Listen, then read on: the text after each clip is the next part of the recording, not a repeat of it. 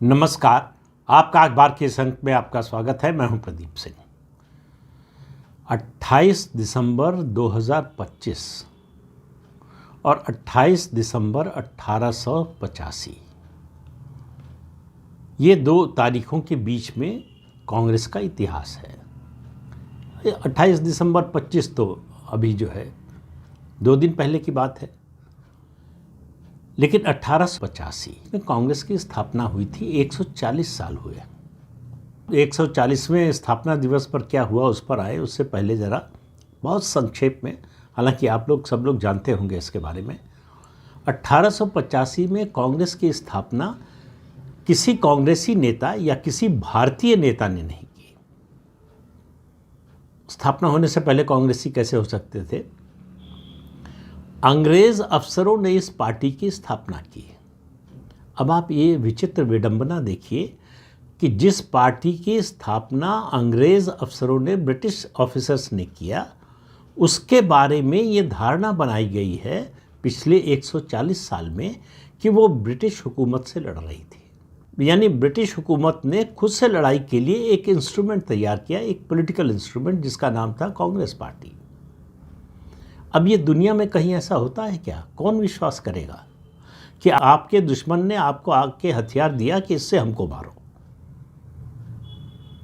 तो इसके पीछे कहानी नहीं, कहानियां हैं, उपन्यास है, ग्रंथ लिखे जा सकते हैं।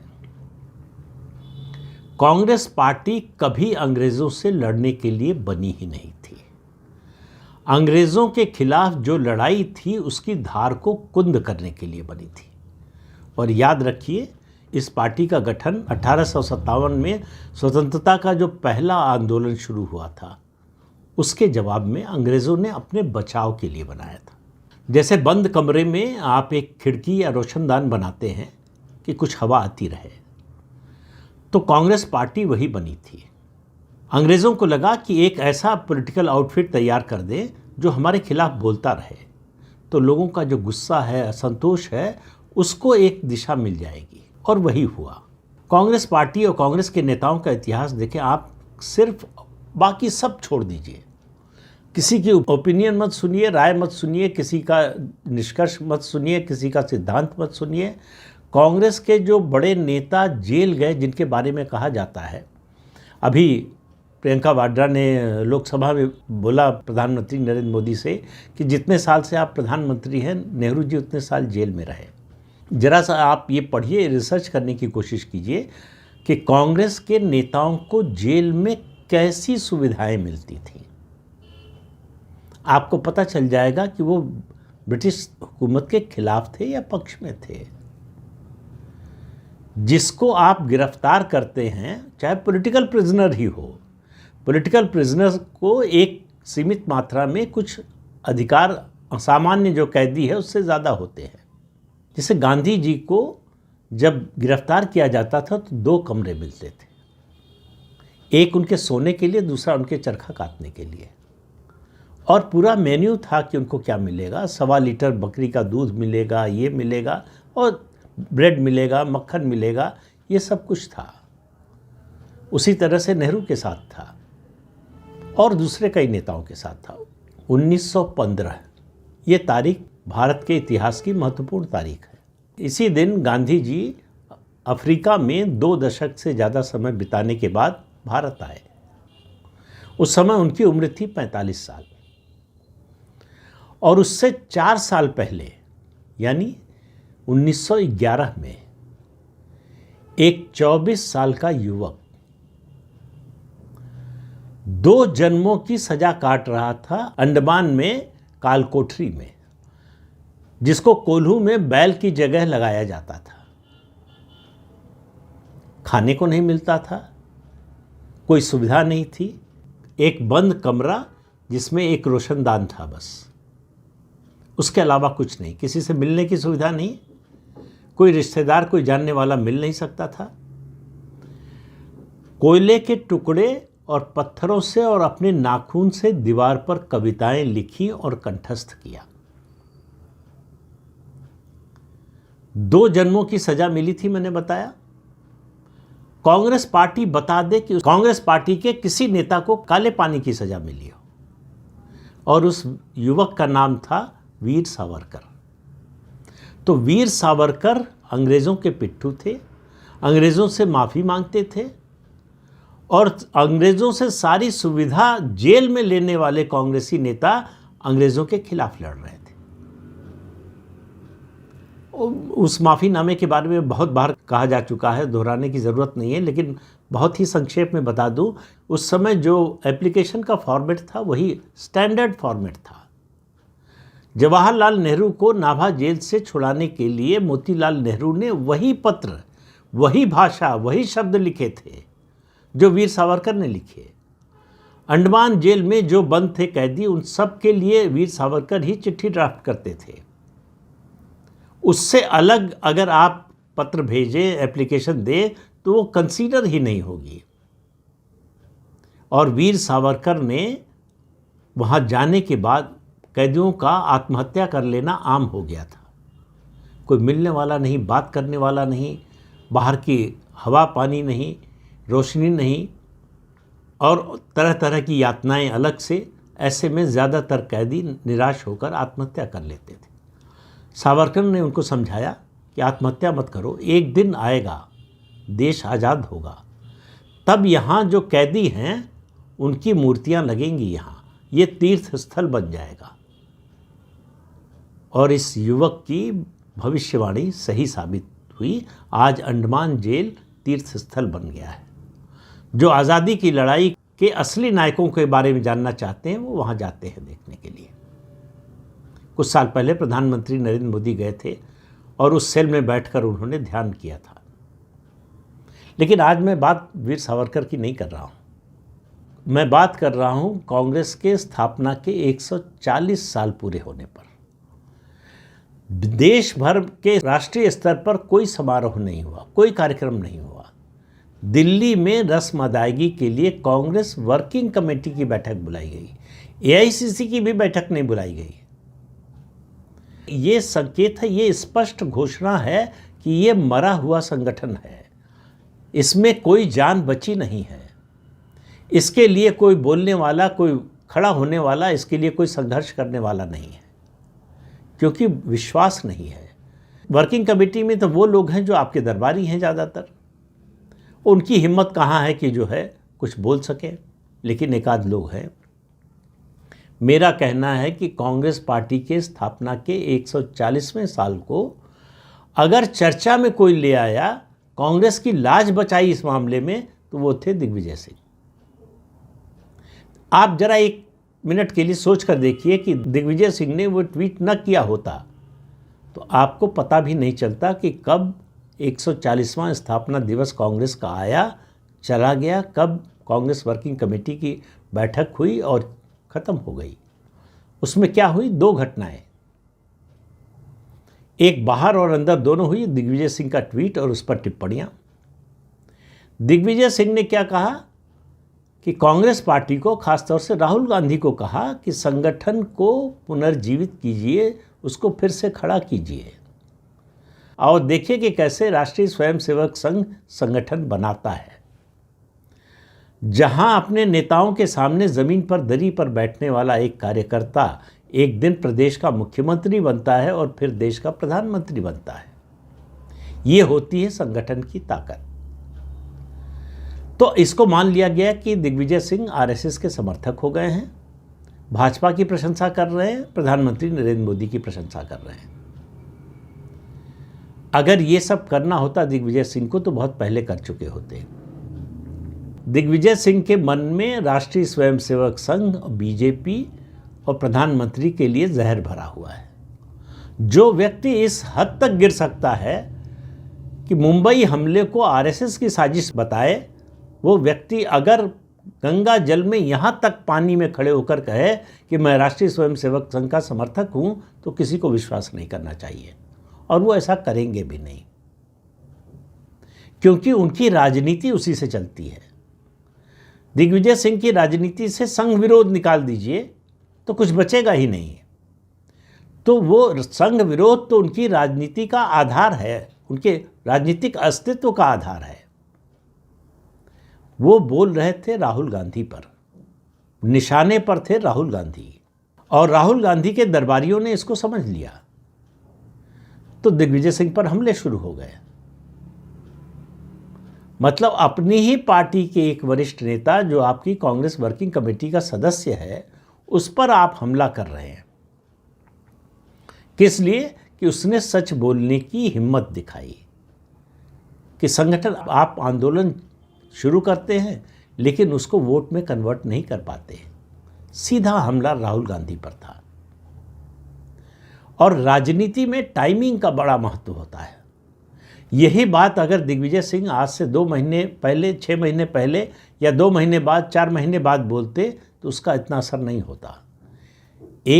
28 दिसंबर की तारीख, 140वां स्थापना दिवस, कांग्रेस वर्किंग कमेटी की बैठक, उससे पहले उनका ये बोलना, एक तरह से उन्होंने राहुल गांधी को आईना दिखाया। जो G23 ने किया था उसमें एक कदम आगे गए दिग्विजय सिंह, और उन्होंने साफ साफ कांग्रेस के लोगों से कहा कि कांग्रेस की जो दुर्दशा है उसके लिए जिम्मेदार सिर्फ राहुल गांधी है, और खुलकर कहा कि राहुल जी आप सुनते नहीं हैं। बहुत, मतलब इससे ज़्यादा स्पष्ट रूप में और क्या कहते। लेकिन कांग्रेस पार्टी में है और कांग्रेस पार्टी में रहना है, और जून में उनकी राज्यसभा की सदस्यता खत्म हो रही है, फिर से राज्यसभा में जाना है, तो इसलिए उसमें एक चाटुकारिता का भी पक्ष जोड़ा। कहा कि मैं जानता हूं आप कर सकते हैं। दिग्विजय सिंह अपने दिल पर हाथ रखकर ये बात अकेले में नहीं बोल सकते कि राहुल गांधी ये कर सकते हैं। राहुल गांधी की कोठरी का, उनके दरबारियों के अलावा कांग्रेस का और कोई भी नेता ये नहीं बोल सकता कि राहुल गांधी ये कर सकते हैं। पार्टी ने 21 साल दिए राहुल गांधी को। 21 साल में जो व्यक्ति कुछ नहीं कर पाया, बल्कि जो था उसको भी गंवा दिया, उससे उम्मीद करना कि वो कर सकता है, तो ये तो अपने आप को बेवकूफ़ बनाने की बात है। लेकिन दिग्विजय सिंह के बयान की टाइमिंग की बात कर रहा हूं मैं, कि अब आप देखिए, उन्होंने एक काम तो किया कि कांग्रेस की वर्किंग कमेटी की बैठक को चर्चा में ला दिया, वरना कोई इसकी चर्चा भी नहीं करता। वहां पर एक दूसरी घटना भी हुई जो फिर बताती है कि कांग्रेस पार्टी किस तरह से खत्म हो चुकी है, सड़ांध आ रही है उसमें से। कांग्रेस के राष्ट्रीय अध्यक्ष हैं मल्लिकार्जुन खड़गे। उनका भाषण हुआ, जाहिर है कि अध्यक्ष है तो भाषण होना ही था। उन्होंने यूपीए के 10 साल के शासन की उपलब्धियां गिनाई और हर उपलब्धि के लिए सोनिया गांधी को श्रेय दिया कि सोनिया जी ने ये कराया, सोनिया जी ने ये कराया, और आखिर में एक वाक्य बोला, उस समय प्रधानमंत्री मनमोहन सिंह थे। मतलब मल्लिकार्जुन खड़गे, कांग्रेस के राष्ट्रीय अध्यक्ष, कह रहे हैं कि मनमोहन सिंह कठपुतली थे। ये बात मनमोहन सिंह और कांग्रेस के विरोधी बोलते थे। अब इस बात को कांग्रेस के राष्ट्रीय अध्यक्ष ने बोला है। अगर ये सब सोनिया गांधी कर रही थी तो मनमोहन सिंह क्या कर रहे थे? तो अगर 42 साल में भी, देखिए, आदत जो है आसानी से छूटती नहीं। चाटुकारिता की आदत पड़ जाए तो कैसे छूटेगी? 42 साल के हो जाए, 52 साल के हो रहे हैं या 92 साल के हो जाए। मल्लिकार्जुन खड़गे की भी राज्यसभा की सदस्यता खत्म हो रही है, जून में ही हो रही है। अब वहाँ चर्चा हो रही है कि उनको राज्यसभा में फिर भेजा जाए कि नहीं भेजा जाए, और भेजा जाए तो कहाँ से? कर्नाटक से 3 सीटें मिल सकती हैं कांग्रेस को, 4 सीटों पर बाइनल इलेक्शन होगा, 1 बीजेपी जीतेगी, 3 कांग्रेस जीत सकती है। लेकिन इस बात के बारे में राष्ट्रीय अध्यक्ष भी आश्वस्त नहीं है कि उनको राज्यसभा में भेजा जाएगा और उनके प्रदेश से भेजा जाएगा। वो राज्यसभा में कांग्रेस के संसदीय दल के नेता भी हैं और उसके नाते प्रतिपक्ष के नेता भी हैं। तो ये 2 चीज़ें अगर आप कांग्रेस वर्किंग कमेटी की बैठक से निकाल दीजिए, ये 2 बातें, दिग्विजय सिंह का बयान और मल्लिकार्जुन खड़गे का ये भाषण, तो वर्किंग कमेटी में क्या हुआ ये आप जो है किसी जांच एजेंसी के जरिए भी पता नहीं लगा सकते। ये है कांग्रेस पार्टी की हालत उस परिस्थिति में जब पार्टी लगातार गिर रही है, जब पार्टी चुनाव हारने का रिकॉर्ड बना रही है। और कल ही गुजरात में थे केंद्रीय गृह मंत्री अमित शाह, और उन्होंने जो है राहुल गांधी पर कटाक्ष किया, कहा राहुल बाबा घबराओ मत, कोशिश करते रहो, लगे रहो। तुम्हें और बहुत चुनाव हारने हैं, बंगाल हारना है, तमिलनाडु हारना है, केरल हारना है, कहा कि ये सब हारना है भी, तो हार के लिए तैयार रहो। तो विरोधी हो या पार्टी के लोग हों, सबकी बातों का निचोड़ इतना ही है कि राहुल गांधी में नेतृत्व की क्षमता नहीं है। राहुल गांधी के नेतृत्व पर भरोसा नहीं किया जा सकता। उनका नेतृत्व कांग्रेस के कार्यकर्ताओं में किसी तरह के उत्साह का संचार नहीं करता है। तो दिग्विजय सिंह की बात पर कि भाई संगठन को फिर से पुनर्जीवित करने की ज़रूरत है, हम ये जो चुनाव हार रहे हैं संगठन की कमज़ोरी से हार रहे हैं, हम जो अभियान आंदोलन शुरू करते हैं वो संगठन की ताकत न होने के कारण वोट में नहीं बदलता। इन सब बातों पर मंथन करने की बजाय आसान रास्ता अपनाया गया कि दिग्विजय सिंह पर हमला करो, इनकी मंशा पर संदेह पैदा कर दो कि ये आरएसएस से मिल गए हैं, ये मोदी से मिल गए हैं, मोदी की तारीफ कर रहे हैं। दिग्विजय सिंह को कांग्रेस में रहना है तो इसलिए सफाई देनी पड़ी कि मैं तो घोर विरोधी हूँ आरएसएस का और मोदी का और भाजपा का, मैं कैसे उनकी प्रशंसा कर सकता हूँ, मैं तो केवल संगठन की बात कर रहा था। अब आप तुलना कर लीजिए, आरएसएस को बने 100 साल हो रहे हैं, कांग्रेस को बने 140 साल हो रहे हैं। कांग्रेस आज कहाँ है और संघ आज कहाँ है? संघ का सार्वदेशिक विस्तार हो चुका है, शहर शहर गांव गांव संघ की शाखाएं खुल गई हैं, संघ का प्रसार बढ़ रहा है, उसका काम बढ़ रहा है, उसके बारे में लोगों का नज़रिया बदल रहा है। वैसे नज़रिया तो लोगों का कांग्रेस के बारे में भी बदल रहा है, लेकिन संघ के बारे में सकारात्मक रूप से और कांग्रेस के बारे में नकारात्मक रूप से। तो राहुल गांधी को अकेले में जो उन्होंने कहा, अकेले में नहीं, वहीं बैठक में जो है बहुत से लोगों की मौजूदगी में, जिसमें सोनिया गांधी भी थी, कि आपने कल बड़ी शरारत की। अब इस पर जो है सोनिया गांधी हंसी हैं। अब ये पता नहीं राहुल गांधी के नेतृत्व पर सवाल उठाए जाने पर हंसी, या दिग्विजय सिंह को इस तरह से बोला राहुल गांधी ने उस पर हंसी है। शायद बेटे की इस उपलब्धि पर ही हंसी होगी कि बेटे ने हिम्मत दिखाई और दिग्विजय सिंह के खिलाफ इस तरह से बोला। कुल मिलाकर स्थिति यह है कि जो पार्टी अंग्रेज़ों का समर्थन करने के लिए बनी थी, अंग्रेज़ों की मदद करने के लिए बनी थी, उसकी उपयोगिता 15 अगस्त 1947 को खत्म हो गई थी। 15 अगस्त 1947 के बाद जैसे किसी पत्थर को आप ऊपर से ऊंचाई से लुढ़काइए तो वो अपने मोमेंटम से जो है काफ़ी दूर तक लुढ़कता हुआ जाता है। कांग्रेस पार्टी की वही स्थिति थी। अब वो समतल जगह पर जब पत्थर आ जाता है तो उसकी गति बहुत धीमी हो जाती है, फिर रुक जाता है। कांग्रेस की भी स्थिति वही है। कांग्रेस यहां से आगे कहीं नहीं जाने वाली है, क्योंकि जिसको ले जाना है उसमें वो क्षमता ही नहीं है, और ये वही राहुल गांधी है। आप याद कीजिए 2015 जब दिल्ली विधानसभा चुनाव का नतीजा आया था और आम आदमी पार्टी की प्रचंड जीत हुई थी, तब 24 अकबर रोड जो कांग्रेस का मुख्यालय हुआ करता था, वहाँ मीडिया के लोगों से बात करते हुए राहुल गांधी ने क्या कहा था। उनसे पूछा गया था कि इस नतीजे पर आपका क्या कहना है, तो उन्होंने कहा कि हमको आम आदमी पार्टी से सीखने की ज़रूरत है। तो 2015-2025 राहुल गांधी की राजनीतिक समझ का कोई विकास नहीं हुआ। वहां वो 15 में आम आदमी पार्टी से सीखना चाहते थे और 2025 में दिग्विजय सिंह हल बता रहे हैं कि कांग्रेस की ये दुर्दशा है, उससे कैसे निकाला जा सकता है, उसका मजाक उड़ा रहे हैं। ये है राहुल गांधी की राजनीतिक समझ। इससे आप आसानी से समझ सकते हैं कि कांग्रेस का भविष्य क्या है। राहुल गांधी के दरबारियों और कांग्रेस के प्रति अंधनिष्ठा रखने वाले कुछ लोगों के सिवा सबको दिखाई दे रहा है कि कांग्रेस का भविष्य क्या है। तो इस अंक में इतना ही। अगले अंक में फिर मिलेंगे किसी नए मुद्दे के साथ। तब तक के लिए अनुमति दीजिए। आपसे अनुरोध है कि ये चैनल देखिए, शेयर कीजिए, लाइक कीजिए और सब्सक्राइब जरूर कीजिए। नमस्कार।